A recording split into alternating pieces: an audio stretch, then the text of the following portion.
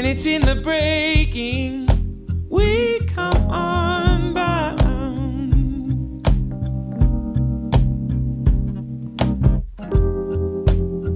and it's in the giving. We are found, yeah. You could barely change. Welcome to A Medicinal Mind, Wisdom and Wellbeing, a podcast dedicated to the telling of authentic stories and the sharing of insightful wisdom, exploring science and spirituality, medicine and Mother Nature. No topic is off limits when it comes to growing our personal understanding and supporting our collective well-being. With your host, Dr. Rob Abbott, a family medicine resident practicing spiritually focused and evolutionarily informed functional medicine, we hope to nourish your being so that you can flourish in whatever the moment has called for you to do. And I know you tried.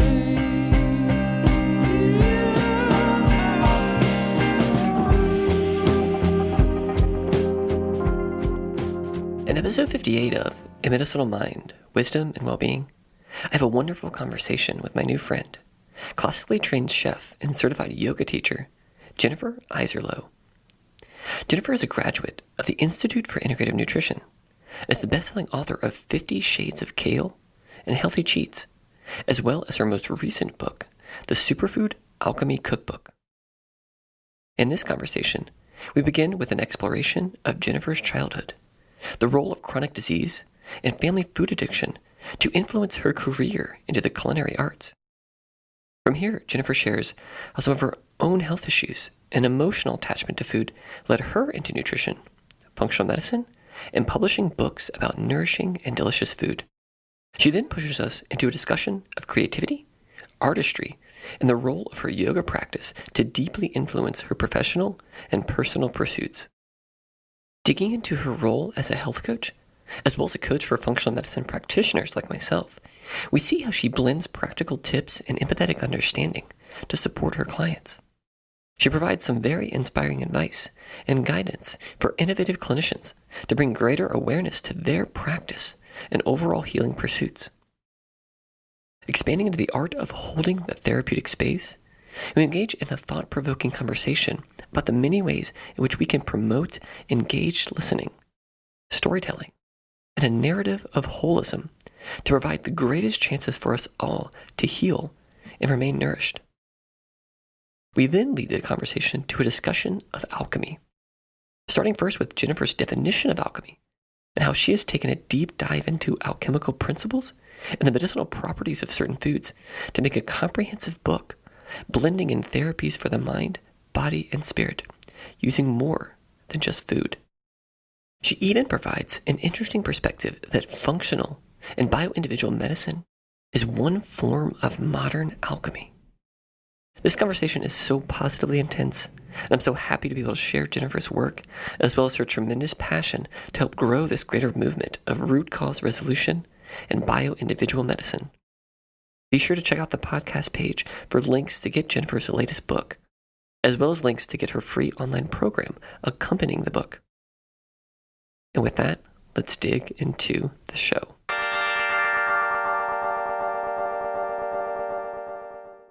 Jen, thank you so much for joining me today. We're going to have a great conversation. We've had some great conversations before, getting on today, so I know this is going to be a wonderful discussion. So thank you for joining me. I'm so thrilled to be here. It's so funny. I think maybe you could share a little bit too of how we first sort of got connected, but I saw your name and I was like, that's an interesting name. I've seen that before. Didn't think much about it beyond that though. And then sure enough, we started talking and your husband was who I've been connected with through the Functional Forum. So I was like, of course, small world. I feel like we're two sides of the coin. I'm doing the coaching, emotional cookbook writing for the functional medicine community, and he's doing the hardcore tech, marketing, sales. And so, as a team together, we're really championing what you guys are doing in the field. And you're amazing healers. And, you've healed us, in our own personal lives in many ways. And, our focus is really to support you and get the word out about functional medicine and the amazing work you're doing.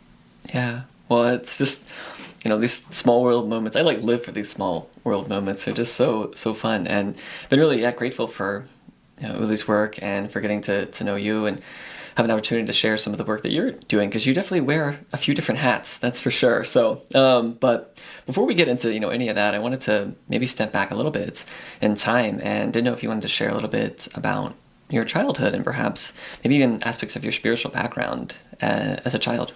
Sure. So it's been a wild ride. I come from a Pittsburgh family in Pittsburgh, and most of our family members are morbidly obese and have died from obesity-related diseases, diabetes, heart attack, a lot of addiction going on. Food addiction was huge in my family. So I've always been just obsessed with food. So I think my challenge, when I became a chef in my 30s, was to change that unhealthy obsession into more of a love relationship with food.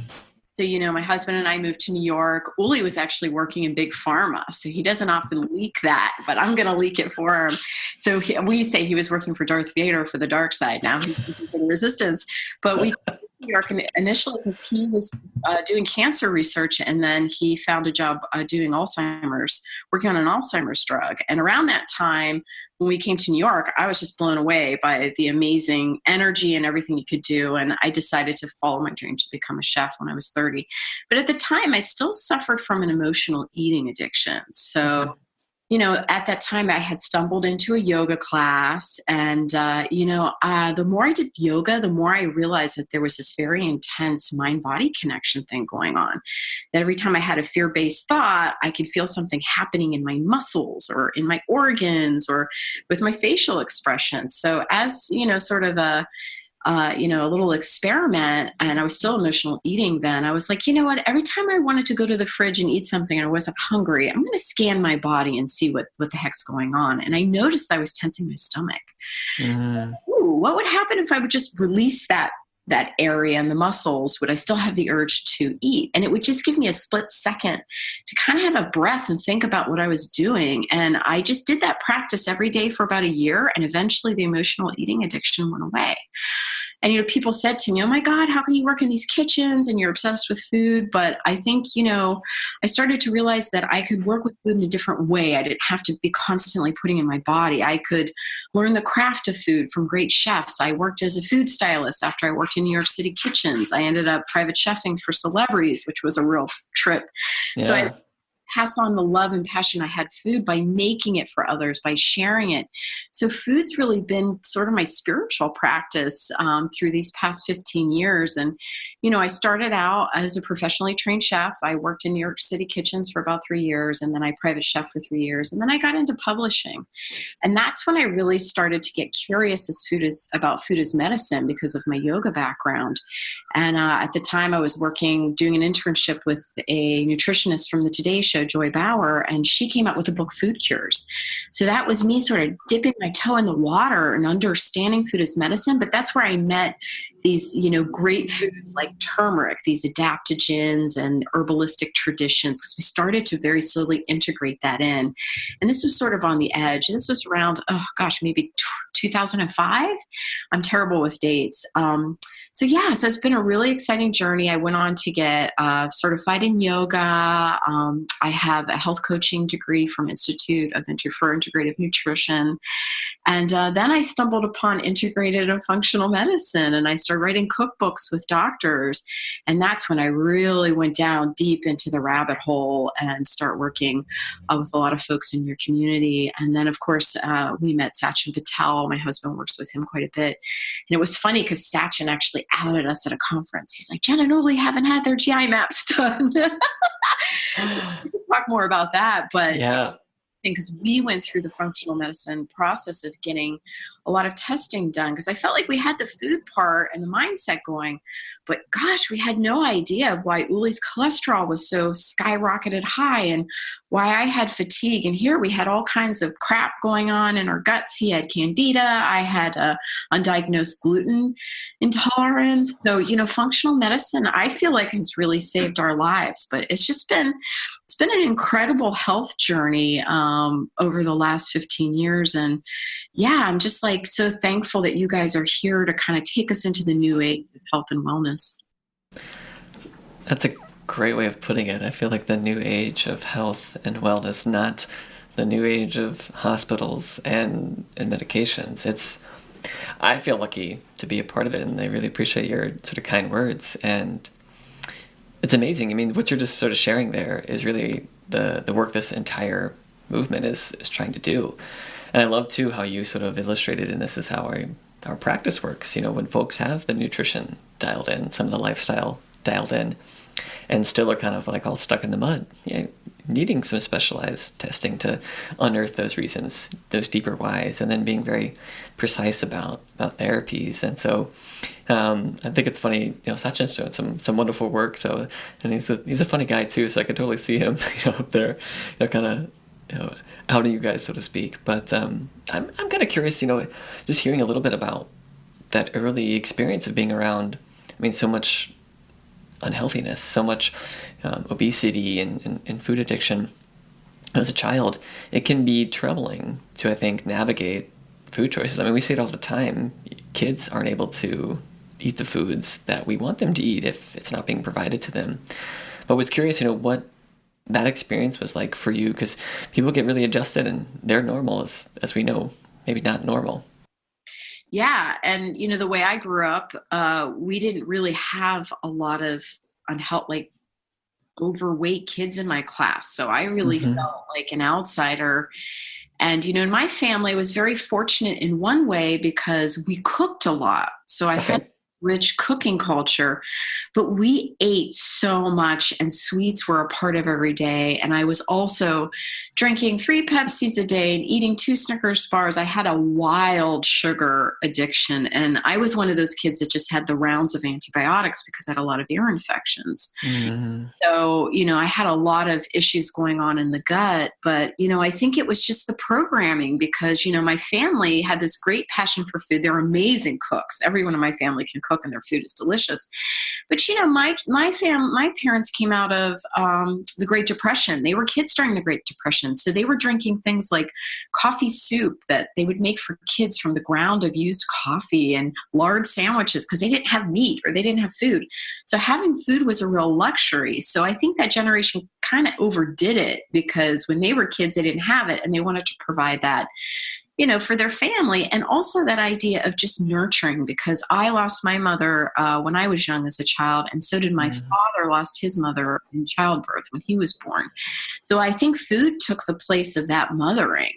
And, you know, I was raised by my gran and she was a great mother figure for me, but she grew up without a mother too. So we had this, not having this love. So food kind of took the place of love, but in a very negative way where we were just like overdosing on it. And, you know, I still have that enormous passion for food, but I've been able to focus it more in writing and teaching. And then also the idea of making food as medicine, sexy and delicious. Because for me, growing up in that culture and, you know, the Hungarian Italian culture in Pittsburgh where we just make this luscious stuffed cabbage and all this stuff. It's like, how can I take plant-based eating, paleo, ketogenic, and a lot of the stuff that you guys use in functional medicine and make it really appetizing? Yeah. So my books, when I write programs for doctors, you know, I'm walking that fine line of, yes, it's medicinal, but it's not going to be blah because nobody wants to eat medicinal food, you know, and also like, how do you get things like adaptogens into food? You know, I made these cookies. Of course, Sachin wants them. He saw them on my Facebook, but I made a cookie, gluten-free flour, grass-fed butter, and stevia, and I rolled it in reishi mushroom powder. No kidding. I was all over that. I'm going to take those to this conference, but you know, that idea of just getting turmeric into things, you know, working the medicinals into the recipes, because compliance, I think, is the hardest thing. And as a health coach, I'm right there with you guys. It's getting the patient or the client to work these foods in. That's where, you know, you really get them to adapt, you know, these healthier eating habits. And how do you make it easy? How can you, you know, even if they have to buy their cauliflower rice, if they can't make it, you have to find ways to turn people onto these healthier forms of eating. And I think just my background in that obsessive, like sexy love food has been actually a good thing. At the time it was horrible, especially when I was in my 20s and I was overweight and I was trying to date. But, you know, now it's kind of a gift, but I feel like a lot of the drama and, you know, us kind of healing some of our our wounds as wounded healers. Those wounds, which, in alchemy you call the lead, actually become gold later on because we can connect with people. I don't think there's a functional medicine or integrated doctor out there who hasn't healed themselves of some life-threatening illness. And that's why I call you guys shamans. Mm-hmm. Shamanic tradition, usually you die and come back to life. You've been to the other side, and this is how you're able to heal people so efficiently. Wow, there's so much there I want to unpack. It's a beautiful, yeah, no, it's really wonderful. It's a beautiful story. I mean, the first thing I think of as you're sort of talking about your own transformation and this relationship with food. My partner in my practice, Ryan Hall, his wife is this beautiful artist, and I say that first because she actually bakes these wonderful plant-based goods, gluten-free products, and it's just fascinating the process that she does to create such delicious food. But it's art, the artistry that she puts into it, and it's her yoga practice. I mean, it's everything that she's doing, and they have a little 7-month-old, almost 8-month-old baby, and she's been, he's right there with her on her chest, on her back, in this practice of making this artistry. And, for some people, they could just see it as, here's a delicious thing that I can eat because it doesn't have those other ingredients I can't have. But it's so much deeper than that, and seeing sort of that deeper yoga practice in what she's doing, and knowing, just hearing your words and seeing your own transformation, like that's what you've sort of morphed into. But at the same time, trying to be practical, because yes, making lifestyle changes, making dietary changes, it's really, really challenging. I mean, just had a wonderful conference that Chris Kresser was speaking at, and he was talking about the very well validated, studied phases of habit change and understanding cues, understanding intentions, and all these things, and needing to potentially break it down to that level to help people. Because simply knowing the information, knowledge, or even maybe the sort of surface, I want to do this, is not enough to maybe break some previously troubling habits, to build something new. So, I was curious, maybe we're in this sort of health coach realm now of your world, and didn't know if you wanted to share aspects of what you're finding outside of maybe food, but also within the food realm, practices and things that you're doing with folks to help them, navigate making new positive habits. Yeah, and you always have to keep in mind that you're working in two realms, right brain, left brain. That's what that caduceus is. That is the symbol with the the snake, and it's on the cover of Joe Dispenza's book, Becoming Supernatural, which is amazing. I just read that. And what that is really, that's an alchemical symbol, but alchemy is basically Western yoga. But it's the idea that you're dealing with emotions and logic, practicality and feelings. So, when you're coaching people, the first thing I do is deal with feelings, because if you don't get around the feelings, they're not going to do what you tell them to do. And I have to tell you, I'm a compliance person. Yeah. And I coach a lot of doctors too. And they're like, I can't get the content for my website. I'm like, all right, what's going on in your practice? What's going on in your life? And the first thing I tell them is, I'm a busy entrepreneur. I'm working 70 hours a week. I know you're trying to be an entrepreneur and run a practice and heal people. So, you have to be compassionate. And that's what integrated and functional medicine doctors have tapped down. They care. So that's half of the battle right there, is that you're connecting, that you're caring with people, but you still don't want to let them off the hook. So it's always kind of that sandwich thing where you're like, tell me what's going on, or let's deal with the emotions. Once there's a release of that, then people are very happy to take up the new habits. The other thing is, the mind is elastic to a certain point, but it's like a rubber band. You don't want to stretch it too far because it's going to break. So I always tell people, don't make a million changes at once. And this is also good for you guys too, that if you just take gluten out of your diet, if you take gluten and dairy, you don't know which one is the culprit. So you want to do changes at one change at a time, kind of chart what you're doing and see what happens. But it's really important to also, just see what's going on emotionally with a person without falling into that emotion with them. I've had to kind of learn, as a person who's very emotional and empathic, to kind of be able to hold back a little bit too, and to be the witness. And I learned that from yoga too, is that you're witnessing the person's feelings, you're showing compassion, and then you bring on the hard ass stuff. So yeah. And Sachin's taught me that too. Will come up and hug me, and then then he'll tell you off because you haven't done something you're supposed to do. But I do that with my clients too. But my clients also know that I just their well-being is number one in my book. And they can tell that I'm a very caring person. And I do this because I love people. I want them to heal. I've had my own healing journey. People have helped me. So it's a very, very personal, I mean, my job is my spiritual practice. And that's the same with you guys too. So, it's very important to understand that symbol, the caduceus, and to follow it, and also to follow it for yourself. A lot of practitioners out there are not doing the proper self-care. It's very tough because you guys are working, you're healing other people. But man, the one thing they don't do, if I can just yell at you right now and be tough, is meditate. Get your meditation on every day, even if it's only 5 minutes in the morning. Get that precious vacation for your brain. Yeah. It's about being compassionate, seeing where the person is, seeing what they can handle too, like cherry picking things. You're not kind of overwhelming them. And I know it's hard when you have somebody that comes in that's got like SIBO or some kind of crazy fungal infection. Maybe they have candida. Maybe they have cognitive stuff. There's a lot of stuff going on. It can be very overwhelming for them when you're telling them to remove everything from the diet, and you have plans for them, but you want to kind of give it to them in bite-sized pieces. So maybe you give them something 1 week or 2 things a week. That's in terms of coaching. And people are going to mess up. And I tell people that right off the bat. And I tell them, you mess up, you fall off the horse, brush yourself off, get right back on. A lot of people cry in front of me. I love crying more than anything you could know. And people get embarrassed. I'm like, dude, that's the way you release negative emotions. Alchemists call the crying the release of calcified feelings that are stuck in your head and your heart. And they call it disillusion. And that's kind of like, when you put like drops in your eyes, you're dissolving things. So it's okay to let those emotions come out. And I'm sure, as a doctor in your position, you probably get more emotion than I think a regular doctor where you just go in and they do a 15-minute thing and then they're out the door, But we're kind of working in both realms, and it's a lot. It's a lot. Yeah.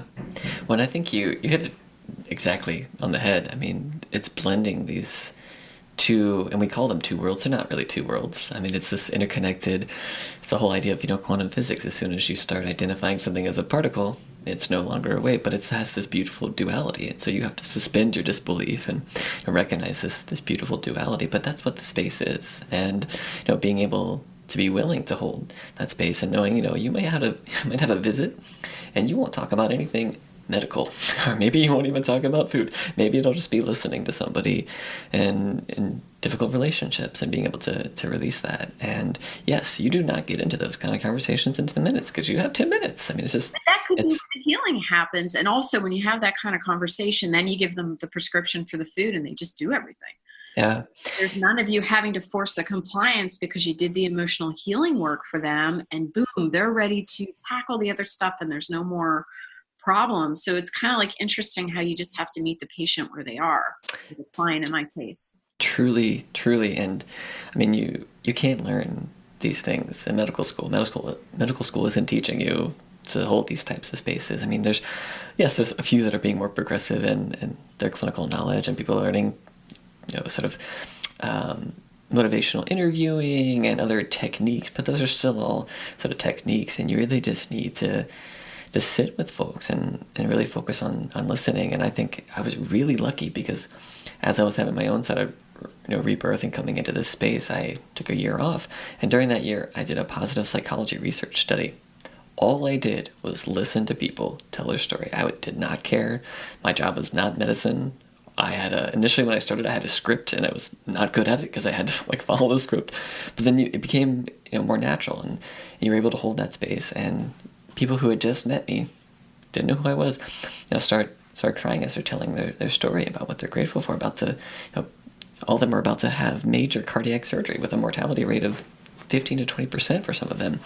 And it was just, I'm so lucky looking back now to have that time where you could just hold that space.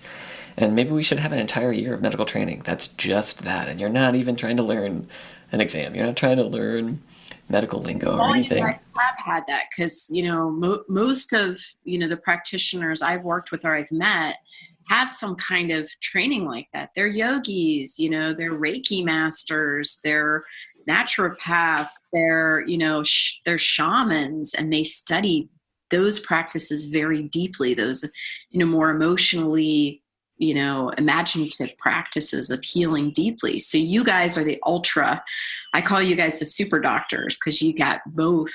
But yeah. And it's so interesting that you're saying about the cardiac stuff, because here you are dealing with people's feelings and of course the heart center, heart chakra, and you're healing that organ, that energy center on so many levels. It's like, Yeah. And I even saw it because I was just getting into yoga practice at the time. So I sort of saw it as my purpose, and maybe this, messed up the study results, but whether someone was going into the control group or had the intervention, the interview and the later intervention, I sort of saw it as like, how can I prepare the heart center for what they're about to undergo? And the next things weigh heavy on your heart emotionally, they literally affect the physical heart. It affects how your heart palpitates. Yeah. It affects how you're able to sleep at night, which affects heart health. There's that idea of that mind, the body, soul, mind. The soul in alchemy is the emotions. Well, not directly, but it's correlated to emotions, and the mind is mindset. So you have to heal those areas on 3 levels, and you have to help the client or the patient understand that they have to do therapy for those areas. Yeah.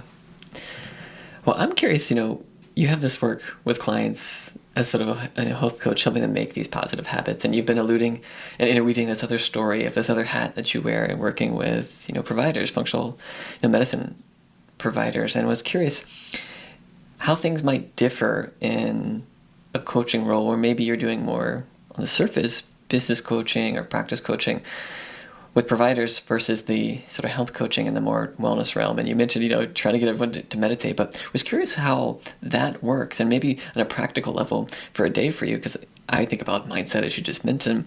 I would actually be coming into things, I think, with a somewhat different mindset if I knew today I'm going to be talking with providers about XYZ versus working with clients, and was curious maybe how your practice or what you're doing in a day maybe is different depending on who you're working with for that moment.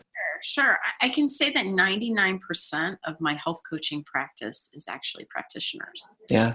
I never dreamed in a million years that I'd be coaching doctors, but I feel that, doctors and naturopathic doctors, they need coaches, they need support. So it's not that I'm coaching them necessarily on food. A lot of those practitioners have their food stuff tapped down, or maybe they just need tweaks or little boosts.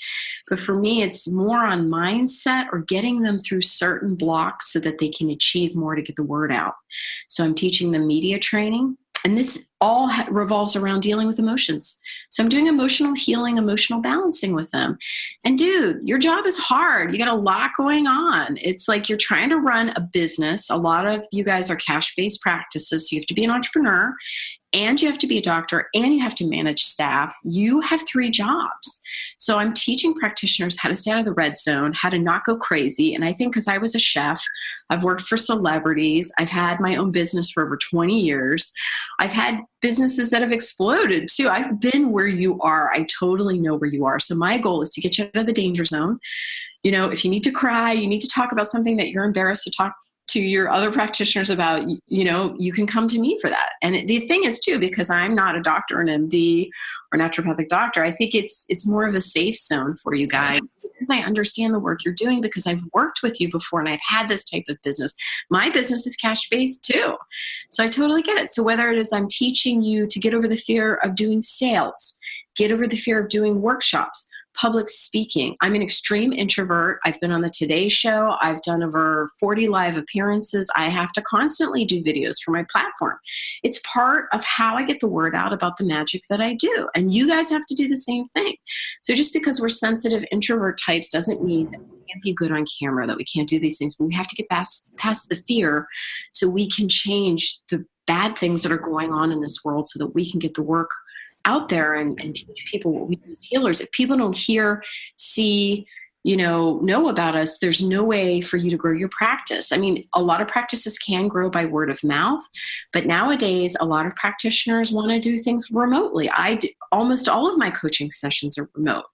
And, I'm very lucky that I'm in this community, so people hear about me and they know my husband. But, if I really want to expand it, I have to be active. I have to have Instagram. I have to do Facebook Lives. I have my Facebook group where I interview functional medicine practitioners so I can bring you guys to my community. I do coach people that aren't healers, but healers are really my special niche. And I feel, because I'm an entrepreneur healer and I have a lot of woo, but I have to have a lot of practicality too. Yeah. So I'm able to walk those two roads, and, that's really the work that I do. So I'm looking at, what is keeping you guys behind? Sometimes it's just pure exhaustion, which totally makes sense, or you have a sick family member. We all go through that. But I'm also helping you to think how to navigate around that somewhat so you can continue to do the special work that you do. And the few clients I have who are not functional medicine practitioners are people that usually have very, very deep injuries on different levels, but they've done a massive amount of work. And they're people that are hardcore yogis, or they're on the verge of walking the shamanic path, and they just want to do another layer of healing. Yeah. I'm going deeper with people that have had a 15-year-long meditation practice who also work in different areas, or who have worked in different areas to heal themselves. So, so that's the kind of coaching that's exciting for me. The beginners, not so exciting, because that's a lot of heavy lifting for me. I want to work with people that are kind of in the know, and, and healers are, I think, need the most support. We get the least support and we do the most work. Yeah.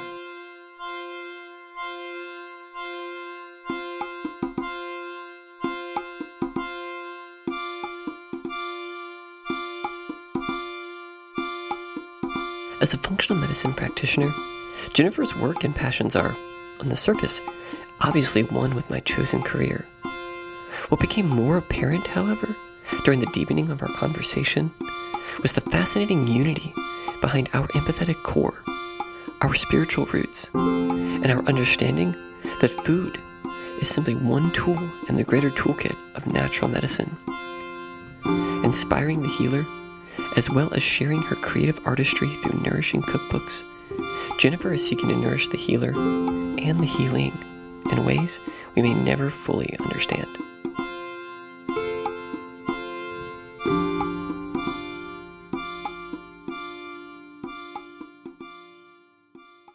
And we need folks at all stages of the journey with skill sets. We need the heavy lifters.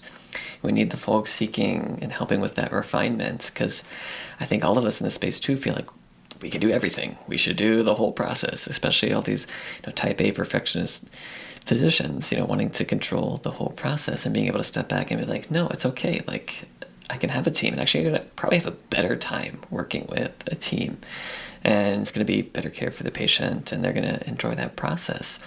But yeah, there's so many things, barriers that can get in the way of your own care that maybe you're blind to and don't see are impacting your work. And maybe it takes, I was, I'll say lucky, but went through the residency experience and got through only a portion of it. And so it was just, even knowing what I was going to go into, it became very, very clear that this was just not the path I was supposed to walk anymore. Because it's a very troubling road, and we're making doctors at this point who are, in residency, coming out of residency, just cynical and burned out because of the crazy system that we have. And then the sad thing too is we sort of compare it to what was, which was even a worse sort of overuse, overwork sort of system, and say, oh well, things are better now. Well, so 75 80-hour work weeks are normal. Like, that's okay. I remember the first day, like, I didn't have someone else dictating my schedule. It was like, oh my gosh, this is the first day of my life where. And I tell practitioners all the time, get yourself a health coach, please. Mm-hmm. And it's not someone you have to hire and bring into the office that they have to be there every day. Get someone who's remote. Yeah. And who's going to do compliance, because your job is to do more the big picture. You're great clinicians. You're looking, at all the different pieces and bringing the prescriptive, healing remedies. And then you need a health coach to help the person execute. Yeah. You do the first layer of healing. Maybe you have that emotional talk with someone, you break things open. But then you have a remote health coach who does all the pick up the pieces, and you have an office manager, and you have a social media person who does your Insta. Maybe you're picking some of the photos, but yeah, you guys need help. But it's also like, what do you do if you have a couple of those people and they're not working out? You have a lot of practitioners like, well, I have this like office manager or naturopathic. I'm like, what does your gut tell you? They're like, they're awful. I'm like, dude, fire them. They're like, but I feel bad. They have families. I'm like, you have a family. So yeah. I've started to get more ruthless about that perspective, more towards the traditional system. I look at some of the things in our system, like your job should not exist. Your job should definitely not exist. And people think like you're a horrible person for, we want to get rid of all this. It's like, well, it's inefficient. It's wasting money. It's leading to the poor health of this country. And let's just be real. And people spiritually, intuitively, and one of my best friends, before she started transitioning into education, she was at a job, and I remember this conversation, like it was, yesterday, and she was like, I don't feel like my job should exist. I'm kind of happy doing it, but it's like, how is this even a thing? And so I look at some of the things in healthcare, and I'm like, that job is just only exists because of this ridiculous bureaucracy, and it shouldn't exist. But you look like a horrible person because, yes, you're going to get rid of someone's job and their family and this. But radical change in alchemy is going to take something profound. And I know you've been mentioning this. And that person that's not doing a good job, or that the job shouldn't exist, that person is unhappy. I can tell you now. You know why? Because they're not following what their soul is meant to do on this Exactly. planet. And it's never easy when you're following your soul's journey. I always think of, Joseph Campbell, who I love. He's the guy who coined Follow Your Bliss. But he says, like, in the beginning, it's not easy. You have to kind of go against the machine and say, no, I don't want to do this. You have to say no to your parents. My parents were devastated when they found out I was going to become a chef. They were like, why did we put you through school? You're going to be taking out garbage. But then when you start doing what you're meant to be doing, there is something that happens synchronistically. You do have magical helping hands, but you guys are doing what you're meant to be doing, and you guys are revolutionaries. So this is where the difficulty comes in, is you're going against the tide. You're doing cash-based practice for people that are used to having health insurance. But what they don't understand is the stuff they get through health insurance doesn't really necessarily help them. And that's what happened to me. I went to my regular doctor, health insurance, got a gluten test. He's like, nope, you don't have any problem with gluten, because I long suspected. And then I talked to Dr. Tom O'Brien, and he's like, dude, that is not the right test. I went, paid for a $300 GI map. And yes, I have gluten intolerance. I was like, crap, which could turn into autoimmune, And that I found out. I kicked gluten out of my life. I dropped a dress size. I never have a muffin top anymore. My skin looks incredible. But, it's just a lot of people don't know that, because you guys, you're following your soul's path. You do have a lot of helping hands, because we have this wonderful community, and you have your gurus and your spiritual practice and the love of helping people heal. But then you guys are going against a system. We have a Death Star out there, and we're riding on those Ewok things. Yeah. So, man, that's so.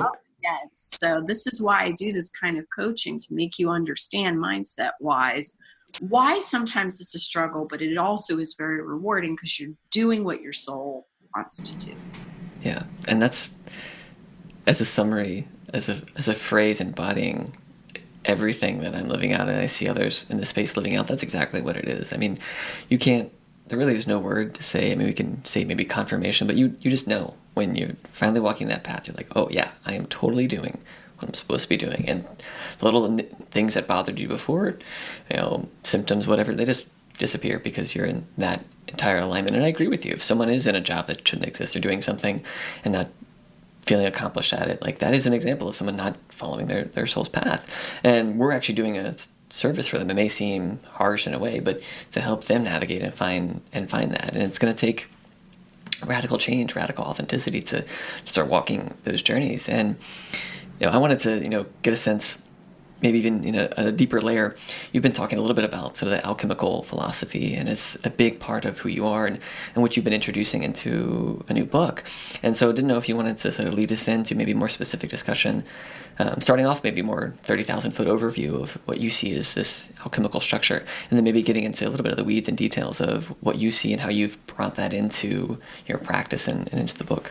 Yeah, absolutely. So I think people get really confused when they hear the word alchemy, but they also kind of get it. It's that idea of mixing things in a magical way for greater outcome, turning lead to gold, which could almost be anything, like a dying organ into an organ that's very robust, or turning your crappy mindset of lead into a very manifesting mindset of gold. And that's also what that caduceus is that we talked about, the symbol with the staff and the snakes is, where the snakes kind of cross are your chakras or your energy centers where all those vital glands are.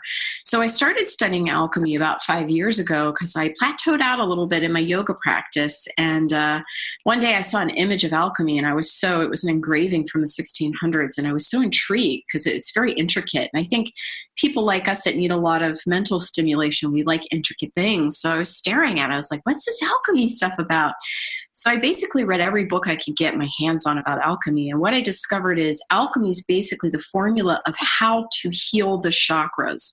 So in yoga, they teach you the chakras and they do teach you some general healing, whereas alchemy gives you a specific recipe or prescription on how to deal with them. But those prescriptions are actually laboratory terms because alchemy had a renaissance in, the 1600s when alchemy actually was chemistry back in the day, but alchemy also brought meditation and the feminine or the imaginative into it. And then in the Age of Enlightenment, it kind of split off into practice chemistry. So, alchemy gives you those operations, they're called, or those formulas or prescriptions, but they all look like cooking terms too. So as a chef, I was like, oh my God, I totally get this. So when they talk about, the root chakra, the base chakra, where your colon is, use fire to deal with that. And it's like so interesting. It's like, well, fire, what does that mean? So I looked up the foods to try to understand fire as in red. So a lot of root vegetables that are red, like beets, are very healing for that area. Spices like black pepper. Black pepper actually keeps compounds in your body longer because it has pepperine, which is an active compound that helps to hold turmeric and things like that in your body. So I'm like, oh, this is interesting. Root vegetables have a special fiber that helps to process and cleanse the colon. So it's really interesting. I was like, okay, well, what else in fire? It's like cooked food is also easier to digest. So there was like a lot of cooking correlations with what alchemy teaches and how to deal with these different centers. The next center up is disillusion, which is where the sacral chakra is. And that's where your sex organs are. But that's also like around the area, a little bit higher is your kidneys. So that's water. And it's like, God, of course, for our kidneys, we need plenty of water. And then all the juicy fruits are in that category. So this is where I thought, man, I should write a book about this. But the deeper I got into alchemy, the more I realized that it's dealing with these areas, these glandular areas on 3 levels. That's what the triangle is in alchemy. The triangle is the body, the soul or the emotions, or the sensuality, that's also sex, and, connection with people and the earth and food and how you have pleasure through food. And then you've got the mind, which the mind part, traditional medicine's got that tapped down. They've got the mechanics of the body, but they're missing that kind of luscious, soulful, emotional piece. So, I created this concept of a book, Superfood Alchemy, that really treats those areas on all 3 levels, but you also have to treat the body as a whole. But that idea of the triangle, it's kind of like, if you're just riding a bike and dealing in one part, you've got 2 broken wheels. So you have to be working those areas on 3 levels all the time. But then I thought, oh my God, how do I tell people with a busy schedule that they have to do this? So the book is to dovetail these practices. So they're 5-minute practices or they're really quick recipes, but they're always connected to other practices like meditation, essential oil, beauty, how to enjoy your food, spices to make it taste more delicious so it is more healing. And then on another layer, what I did was incorporate important adaptogenic foods into each chapter that deals with each of the centers. Those adaptogens are really healing for those organs. So, turmeric is kind of a gold standard for the whole body, but I put that in the gut area because in yoga, as you know, the gut, the solar plexus chakra is yellow. So of course, turmeric, I'm like, that makes sense. Black pepper, because it has kind of a burning, dark asphalt kind of thing going on, went into the calcination chapter, which is the root chakra. So it's kind of interesting how I, would dovetail those things, but that's in the true alchemical tradition. And I feel functional medicine is modern alchemy. So when functional medicine practitioners see this book, they get it right away. When yogis see it, they get it too. And people who don't know alchemy, it's a really simple explanation in the beginning. Alchemy is so much deeper than how I'm explaining it. There's so many other pieces, but those are kind of the simple lessons that I've distilled down, and I'm still learning. This world is, the more you get into quantum physics, shamanic healing, yoga practices, integrated medicine, you could go on forever. But the idea that I think what I wanted to teach people most is to understand that we're not just a car moving around, that you've got to treat on these different levels. And sometimes if you treat just the emotional or the mindset, the physical will come around. But you have to kind of see where the ailment is the worst. So in the book, I teach you how to diagnose, and it gives you little chapter openers to understand how these centers also have emotional correlation. So like, for example, I have a client that never, she had a very abusive husband and she never told him off. Of course she has thyroid problems, and once she started to stand up for herself in a verbal way, she started to make different choices when it came to food that were also healing for the thyroid, but it wasn't all physical for her. She did tweak her diet. She was eating fairly healthy, but there was still a blockage there. So this is why it's really important for us to understand that we have to medicate or, take care of ourselves on all levels. Are you going to be able to do all levels all the time? No. Does healing happen in a linear way? Never. But if you have a lot of heart problems and that's in your family, that you got to deal with a heartache, like in my case, the mother figure not being there, and you have to deal with a physical heart. And that's why I'm kickboxing 3 days a week, and that's why I'm eating foods that are very healing, detoxifying for the heart. Things like greens, I'm doing a lot of adaptogenic herbs. I'm doing things like rondolia and, these kind of really important, herbal remedies. Nettle is another one that I love for the heart. It's really green and it's got a lot of detoxifying properties. But, I place these foods in different chapters, but you can use the book as a whole, or you can use it to treat the area until you get some balance and then go through the whole book. It's really beautiful. I mean, just sort of sitting here, like listening, and yes, you can only really scratch sort of the surface, as you're saying, of what these deeper layers of, alchemy look like and really mean, but it's still just a beautiful description of the process. And I think in a practical term, we as practitioners can, resonate in seeing that at some point food is not the issue. You need to stop beating a dead horse. Like, you need to change your food or focus. When food is, dialed in and there's still an issue, a blockage in an area, you need to delve into a different layer. And the whole process, as you said, is iterative. It's not linear. And things will start to reveal themselves when the moment's right, when the time's ready to focus on that, when you're ready to move past that blockage. And we do accept that. And I think it takes practice with folks to recognize that, yes, at this point, like, it's not the food right now. We've dialed that in. You've made some positive lifestyle changes. Maybe you're going to the gym a few times a week, but still having, these issues. But being okay with being able to recognize that. So I love how you describe, using the book, you can sort of use it as a whole. I mean, recognize sort of the whole message and the thematic message, but also sort of dive in more practically into these individual areas and maybe be able to diagnose where the deeper dysfunction is. Because we know in functional medicine, the symptoms may not directly correlate to that main area of dysfunction. Right? You may need to look a little bit deeper and understand, what is this really telling me, and look at those different layers. So thank you for kind of providing that as a good explanation. And the difference between something like alchemy and yoga is that alchemy really is science merged with spiritual practice. Yeah. This is another reason why it appealed so much to me, because of my background in nutrition and being a chef. And there's a real science. I mean, you've got chemistry and physics happening. Mm-hmm. So the book actually is less on the woo meter, even though I love the woo. It's more science, but I feel it's just enough woo for you to understand where you can bring the science to a different place with people. And I think, as a practitioner, it doesn't mean you have to necessarily run out and get a whole nother degree, but that's why you guys are so drawn to your yoga, your energy work, your Reiki, because that's how you're picking up on emotions. So you guys are totally ready to do the work on all levels. You've got it. And a lot of the practitioners that I coach are empaths. Mm-hmm. If you're an empath, dude, just sprinkle a little science on there, testing. And as soon as you feel the person like getting weird, ask the right questions, make them cry. Mm-hmm. That's my formula. Yeah, you've already got it. So, this book is just like a manual for the layperson who really wants to dip their toe into multifaceted healing. And, that's why. And, it's kind of got that dark alchemy. I mean, the witches love it too. Yeah. Fine. Like, I see myself more as a science alchemy person, but it does have that vibe. Mm. I love it, but it has a farm to table vibe too. So I feel like it's the culmination of everything I've done over the last 15 years. That's really beautiful. And I want to give you an opportunity now to maybe speak more specifically about the book and perhaps anything else that you've done numerous things before, but if you wanted to give folks any more specific information about the book and anything else that might be going along with it, or things that if they're wanting to delve even another layer deeper or to integrate another book or another practice with this, please provide folks with that information.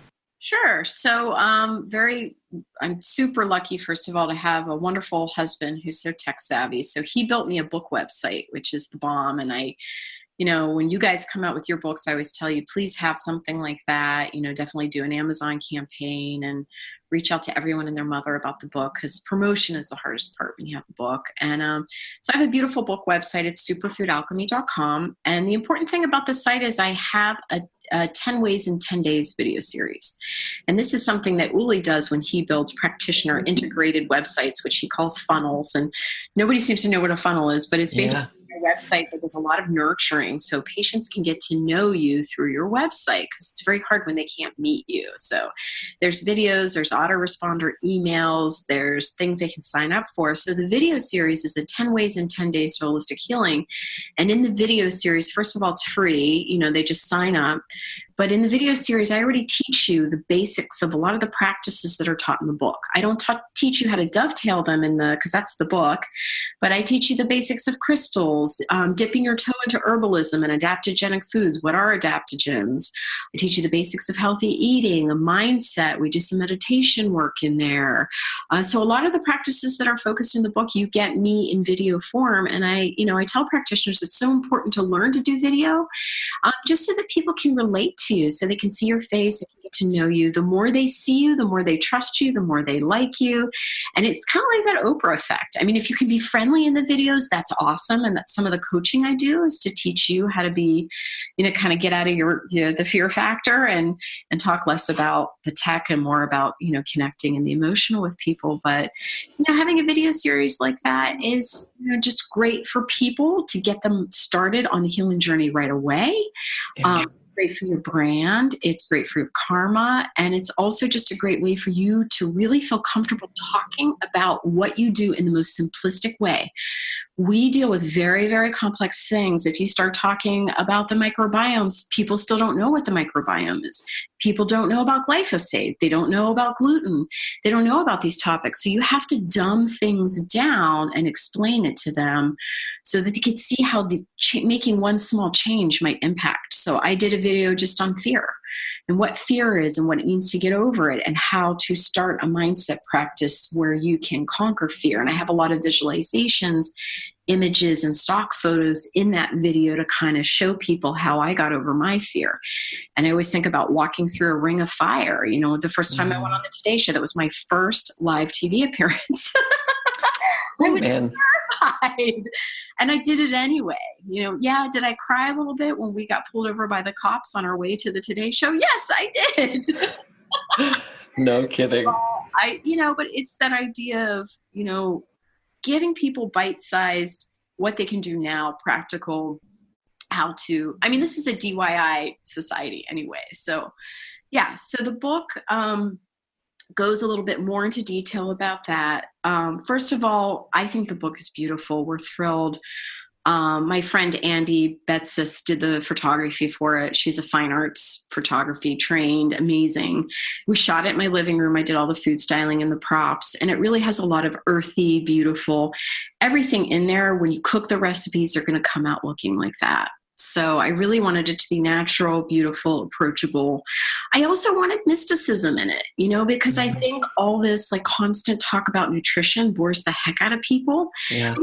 People love things like crystals and psychics and tarot and all this, because it pitches them out of the boring everyday kind of, you should do this. So it's there's those things are sort of sprinkled in, but then they're also sprinkled in a way that, how do we explain them scientifically? So, in the video series, in the book, I explain why I use crystals, and it has to do with energy and quantum physics and vibrations and how objects have different vibratory qualities. It's the same thing with foods. It's the same thing when we talk about essential oils. Why do we use an essential oil for a certain chakra or organ system? Is because the compounds in that essential oil relate to that organ. So, you can do the beauty on the outside for that organ system or those glandular systems, but then you do the foods for the inside. So, I make some kind of sense out of these things when I bring them together in the book, but we got to have the magic, like food has to be fun. Like healing can be fun too. Like I make it fun for myself. I get my crystals out and go in the kitchen and I cook and, I rock in the reishi mushroom. I rock that reishi mushroom every day. Like I make my coffee, I roll my cookies in it, but it's the idea is like, how do you make it fun and interesting? So the book is really just devised on those different systems. It's 7 chapters. Of course, there are chakras that go above, but that's for another podcast. Healing inside the physical body. So it's 7. So there's a lot, I did a lot of science research for this, and I read a million studies. So I referenced a lot of studies, and I tried to get the studies that are most current. So like how chocolate can potentially be good for cognition. Reishi mushroom's a big one for cognition too. How selenium is great for your thyroid, but you don't want to do too much. And here's why. And here's the right dosage of Brazil nuts to do for this recipe. Don't overdo it. Like a lot of people don't know these things. So so it's not always better. Yeah, dosage, recipes, going through the centers. Of course, I like people to heal the individual, but the bigger lesson is to bring all the shock, clean them all out. I tell people, work in the place where you have the most pain. Start there and then work your way around. Yeah, it's really beautiful. I mean, I'm sort of laughing here when you were talking about the mysticism, the magic piece. There's this hilarious video. So back to my partner and his wife. She was there's a video I was watching. She was kind of explaining they were making some cookies with different ingredients, and she's doing it with their daughter, she's I think 6 now. And at the end, she's they're talking about the ingredients, and she's like, and magic, and it's probably the most essential ingredient. But having that piece to enliven it. It's energy, and if you read anything about quantum physics, there's actually this fabulous book. It's called The Eagle's Quest. Fred Alan Wolf, I think his name. He was on Secret, and he was a physicist, like really hardcore atheist physicist who had this amazing shamanic awakening. And he taught at one of the universities, I think University of Wisconsin or some such. If you read that book, he talks about how he got into quantum physics and how similar it is to how shamans heal people. So this is how Reiki and energy. But, when you have like a client or, a sick patient come into your office and you show them that you care about them, right there, the energy. And when someone walks in a room and they're a cool person and they're very charismatic, how much does that shift your consciousness? How much does your consciousness affect the physical health of your body? So, now that we're understanding all this, we're realizing that the woo isn't so woo, that it's very ingredient, especially when it comes to healing and having fun in life, man. Like, I want to enjoy my life. Yeah. Well, this has been a wonderful conversation. I mean, your energy, your passion, it's entirely clear. And I hope folks hear that and resonate with that who are listening. And please, go out and get this book, go out and make it your own practice. I think some of us, sometimes we get stuck in like, there's a cookbook and it's not, we don't make it part of us or we don't resonate with things, but there's so many layers to this book. So please, go check it out and sign up for the video series, explore that for yourself. Yeah. And if you don't have time to cook, just do the essential oil diffuser recipes and the meditations, a lot of people are like, I don't have time to cook. I'm like, there's smoothies in there. They take 10 minutes, but there's other practices to do. So. Yeah. So there's it's once again, more layers and layers that you have in this book. And so thank you for sharing all of it and for doing the work that you're doing. I know we talked to before, and I know we're going to be able to cross paths in the future, hopefully at a conference or connect in some way. There's so many guests that I have on that I put on a list of like, I need to meet in person someday. And with my faith, I know it will happen. But didn't know if you wanted to leave folks with perhaps, a final story, piece of wisdom, or final reflection for our conversation today. Yeah, I think with, everything that's going on in the world now, I just want people to know that they do have the ability to heal themselves and live the life that they want. But it is up to you to do that. And, people like myself and the wonderful work that the practitioners are doing, we're guides, and you have to do work. You have to change your mindset. You have to help changing emotional states, and you have to change what you eat. And there's no way around that. But once that happens and, the healing starts, man, watch out. Yeah. Seriously. So. Yeah. Well, thank you for that. And thank you for all of this. It's been a pleasure. So talking to you, I can't wait to meet in person too. I'm sure we'll cross paths at one of these conferences. Totally. Yeah. Thank you. All right, my friend, keep up the great work, and thank you so much. Thank you for your presence and willingness to receive a new narrative, a passionate perspective, and perhaps a deeper sense of connection with our collective purpose.